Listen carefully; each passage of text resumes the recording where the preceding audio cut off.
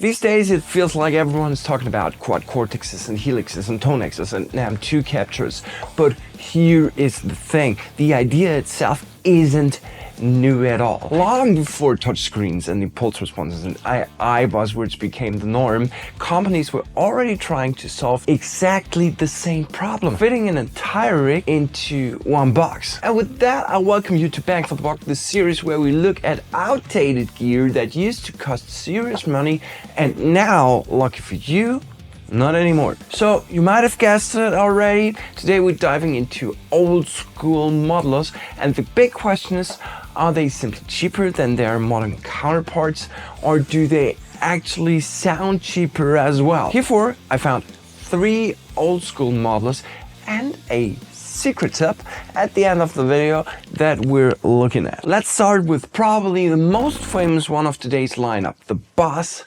GT3.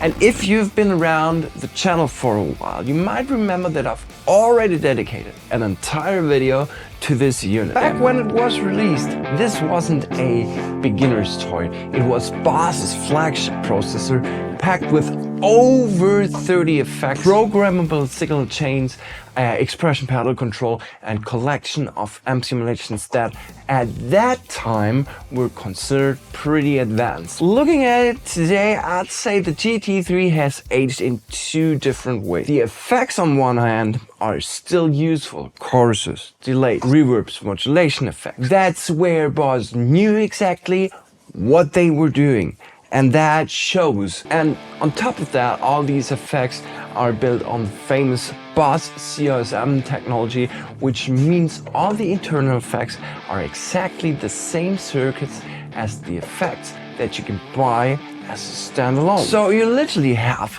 all Boss standalone panels in that one box.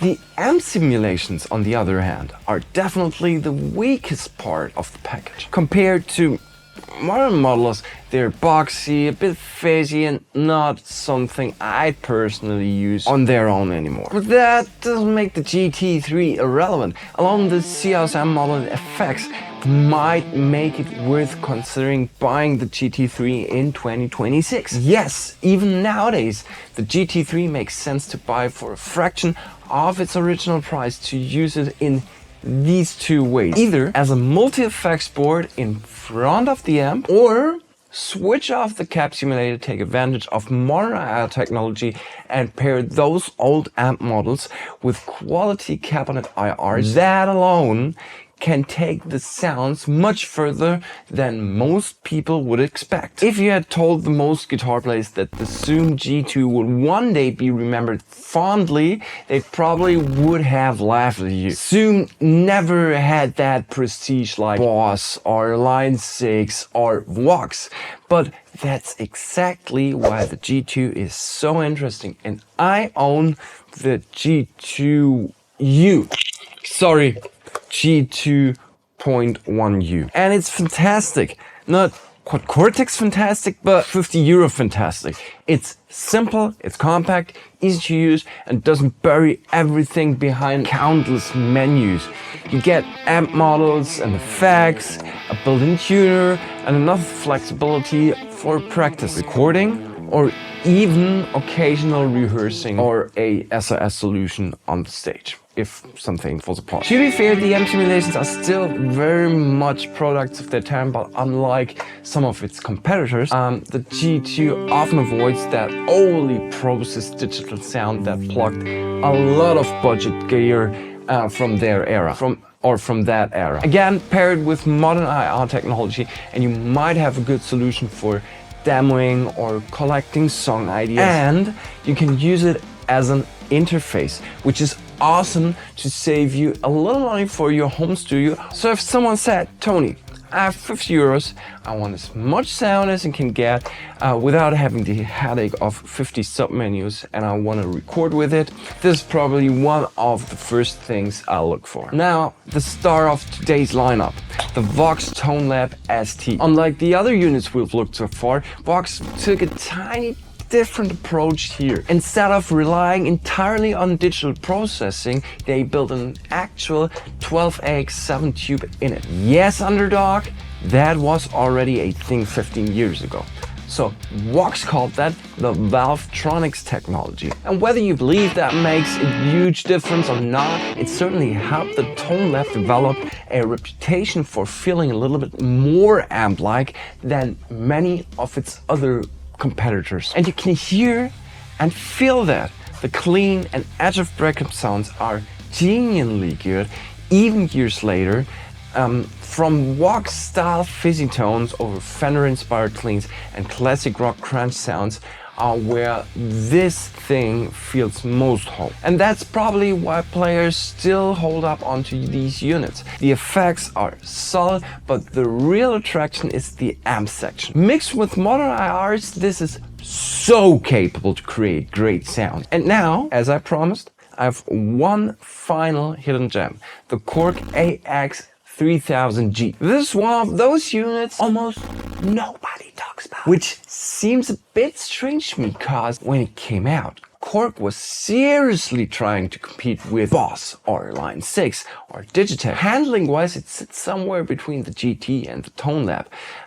The effects are solid, the amp models are surprisingly useful, and overall it feels more modern than its age would suggest. What really surprised me though is how little attention this thing gets on the used market. While people still some kind of hunt old Boss units and Tone Labs, the AX3000G often flies completely under the radar. And that makes it exactly the kind of product that belongs in a bang for the buck episode. Try it out.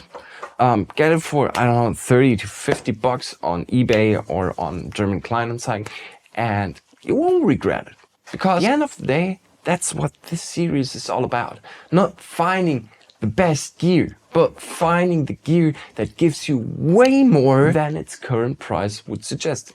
And maybe someday some hype will come back, like the Bad Monkey situation, and then you can sell it for a little bit more. And the funny thing is that all of these 4 units prove the same point. No, they obviously can compete with Cortex, handling wise, sound wise, and yeah, just overall of its overall usability. And they're certainly not replacing the last generation of modelers like Valutons and Zooms and stuff like that.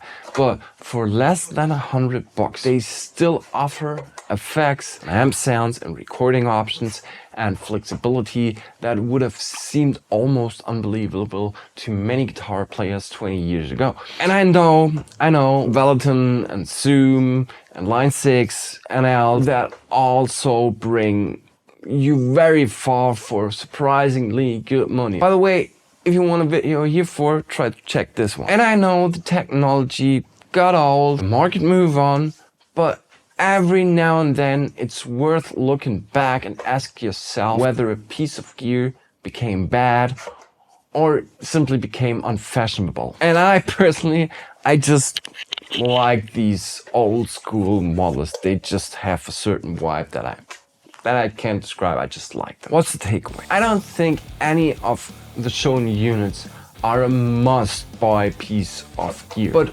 without these pieces, we wouldn't have Valuton and GT3s and Line 6 stadiums and else. And therefore, they deserve more attention than just being the old modular misfits. The GT3 is still a great multi-effects unit due to the COSM technology. The G2 is far better than its reputation suggests, and the Tone Lab ST is probably the closest thing to a genuinely great budget hybrid model. And the Korg AX3000G might be the most overlooked piece of gear in the entire group. Now, I'm curious, which of these old school models you'd actually keep around today or you would consider to buy? Write it down in the comments. Thanks for watching the video.